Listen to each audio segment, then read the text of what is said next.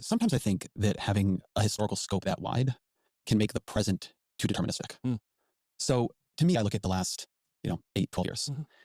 And what I see having happened is we, the coalition I am in, the things I believe in, lost. That moment continues to be the most baffling part of this interview with Ezra Klein and Ta-Nehisi Coates. Because to quote your own leader who lost in November of 2024, You think you just fell out of a coconut tree?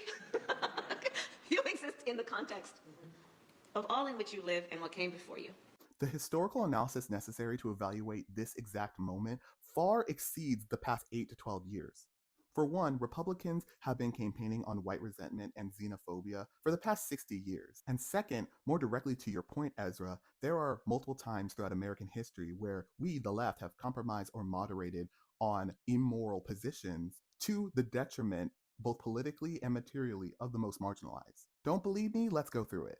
The Three-Fifths Compromise of 1787. It stipulates that 60% of a state's enslaved population would count towards political representation and taxation, despite the fact that they were not legally considered people. This not only sets up disproportionate representation in things like the Electoral College, but it also sets up a political dichotomy between free states and enslaved states.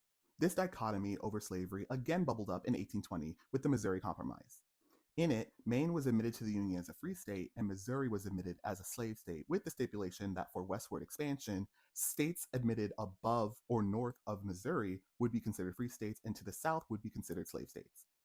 This political arms race between free and slave states reared its ugly head again 30 years later with the Compromise of 1850. It had to do with the territories gained during the Mexican-American War to the west and had a few provisions, probably most notably of which strengthened fugitive slave laws.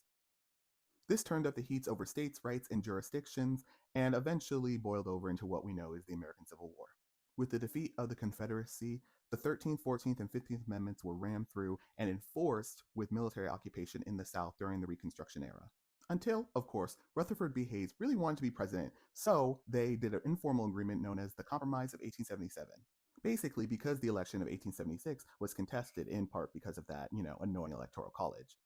The federal government left the South and ended Reconstruction in order to stop the filibuster in ratifying the votes, which of course led to Southern states rapidly disenfranchising Black Americans and instituting Jim Crow laws and Black codes. It is not fatalistic to look at history and evaluate it and glean information. It's smart to make sure you don't repeat what has been done and failed in the past, which, Ezra, is exactly what you're suggesting.